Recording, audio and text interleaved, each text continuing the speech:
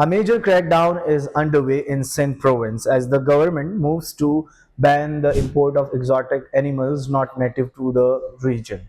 From the Sindh Chief Secretary Asif Haider Shah, who voiced serious concerns about violation of the Sindh Wildlife Protection, Prevention, Conservation and Management Act 2022 at the Karachi Zoo and other facilities, has instructed the Wildlife Department to the draft clear legal rules that would prohibit the import of the exotic species unless they are approved for research or scientific use. Among the concerns was the treatment and housing of exotic animals already in the province. The meeting revealed that many facilities, including the zoo, do not meet the required standards.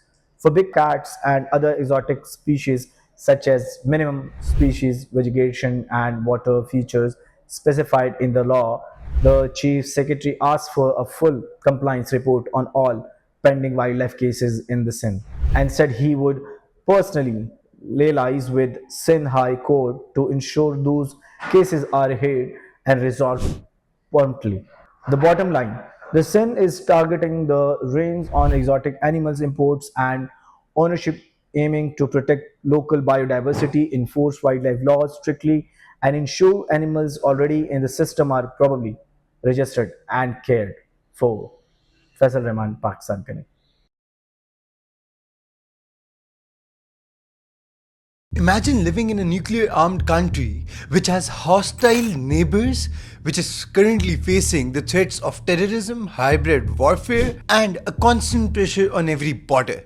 In these testing times, leaving your army command system stuck in the past is not the solution and not a luxury that Pakistan can afford. And that is why the 27th Amendment comes in as a blessing in disguise for the Army Act. We are going to dissect that what are the changes being made to the Army Act via the 27th Amendment. Firstly, it is pertinent to mention it formally turns the Chief of Army Staff into the Chief of Defence Forces, which means one boss at the top of the Navy, of the Air Force, of the Army, and it is now written directly into Pakistan's constitution.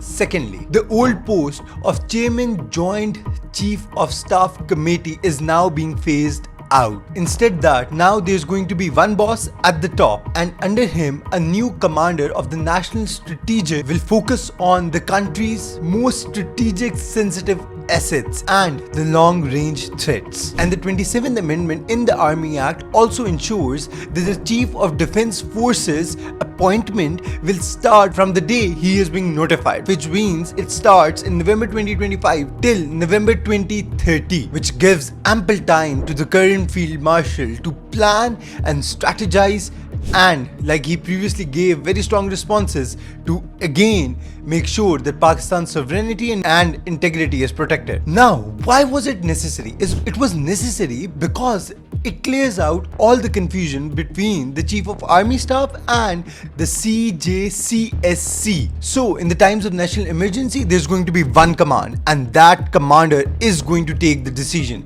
which clears out any rumor, any hearsay, or makes the decision-making power and the authority much more confusion free. Secondly, they align the Army Act and the Constitution of Pakistan with the modern warfare, with the reality where cyber attacks happen, as cross-border militancy requires instant and quick commands and joint decisions across all services now made easier. Now, with giving the constitutional cover to this Chief of Defence Force, it means that Pakistan will now be on the right track. The defence policy will be protected from the daily political instability. It sends out a message of continuity to allies and rivals alike. Now, there has been hue and cry about it being a power grab, but it is not.